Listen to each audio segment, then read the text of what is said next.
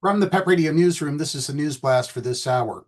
LGBTQ Nation is reporting that Senate Republicans say they will remove $400 million in cuts to the president's emergency plan for AIDS relief, or PEPFAR, from a rescissions package requested by the president, clawing back billions of dollars in previously approved federal funding for public broadcasting and foreign aid. Prior to a procedural vote Tuesday to begin debate on the $9.4 billion package, Office of Management and Budget Director Russell Vought said that the White House had agreed to an amendment to the bill that would exempt the HIV/AIDS relief program. There is a substitute amendment that does not include the PEPFAR rescission, and we're fine with that, Vought said, following a closed-door lunch with Senate Republicans, according to The Hill. Senator Eric Schmitt, Republican from Missouri, the bill's lead sponsor, also confirmed Senate Republicans' intention to remove the PEPFAR cuts, according to Politico.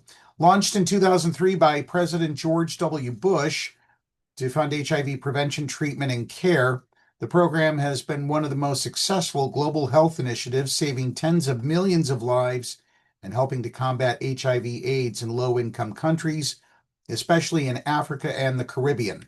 Despite its success, however, the president and congressional Republicans have repeatedly targeted the program, with some social conservatives claiming that PEPFAR funds are used to promote LGBTQ+ rights.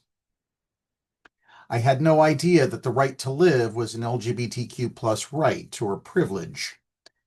But as Senate Majority Leader John Thune told Politico, there was a lot of interest among Senate Republicans in addressing the rescission package's PEPFAR cuts. Senate Appropriations Committee Chair Susan Collins, Republican from Maine, and Senator Lisa Murkowski, the Republican from Alaska, in particular, had expressed concerns about the cuts, according to The Hill.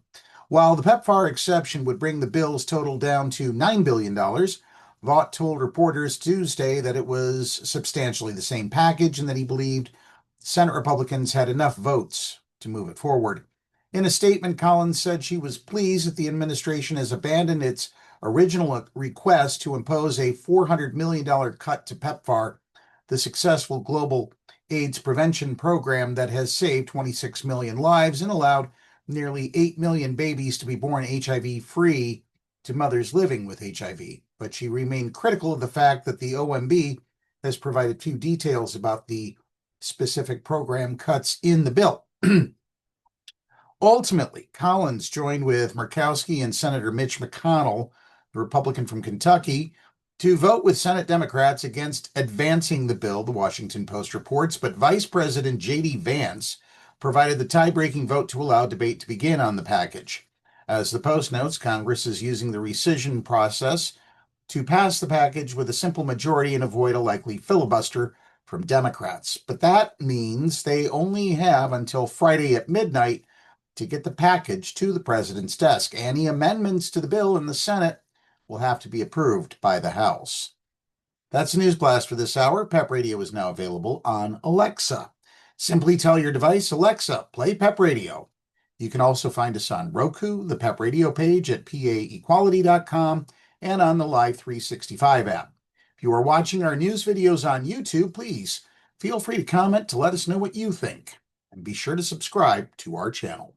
Up next, we have the Meadville area weather forecast here on PEP Radio.